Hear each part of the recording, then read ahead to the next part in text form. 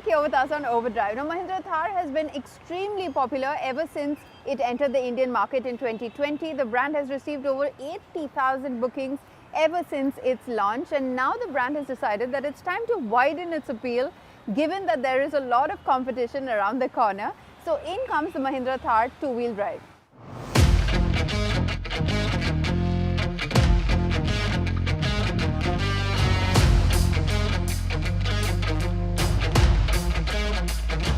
So far, the Mahindra Thar has been your only real choice in the mainstream segment if you wanted a car that fully drives home that outdoorsy lifestyle of yours.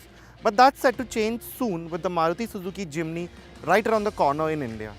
So Mahindra have reacted to that already, and you now have this, the Mahindra Thar 2-wheel drive. It gets, of course, a 2-wheel drive powertrain and a smaller engine. So what is it really like? Let's find out.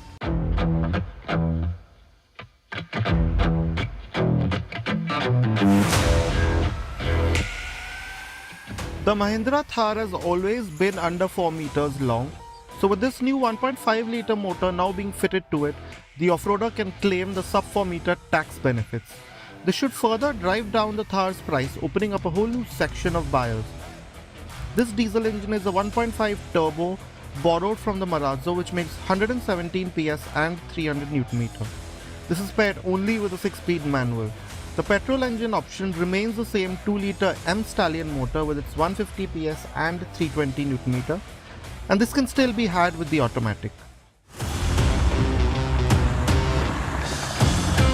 Now this engine might be quite a bit smaller than the big 2.2-litre diesel that you don't get with the 2-wheel drive Thar anymore.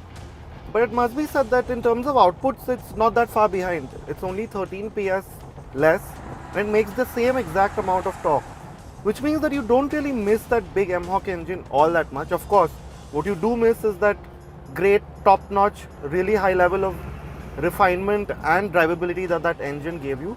But the trade-off is not bad at all. Of course, this engine is slightly noisier and you can feel a few more vibrations, but it must be said that the clutch actually feels lighter in this.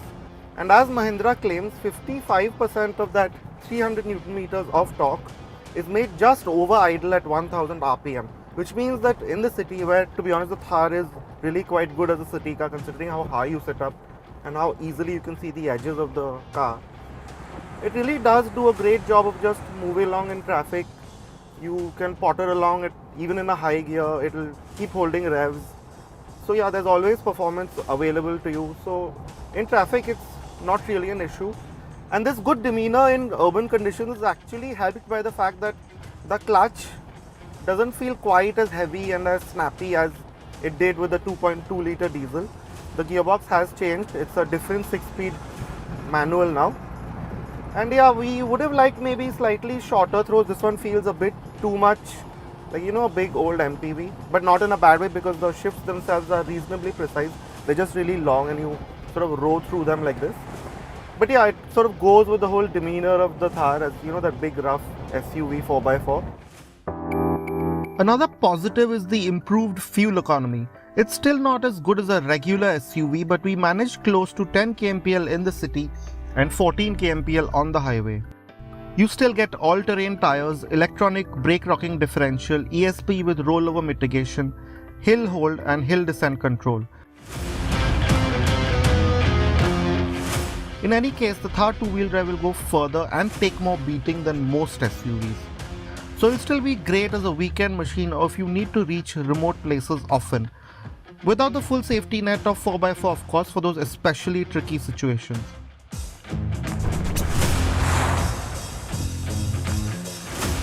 Now with the smaller, lighter engine in the front and with no 4x4, it has actually helped the Thar's, you know, handling character a little bit.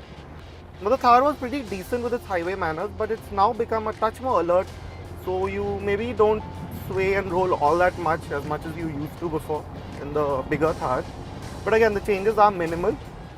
But other than that, the driving experience remains largely similar.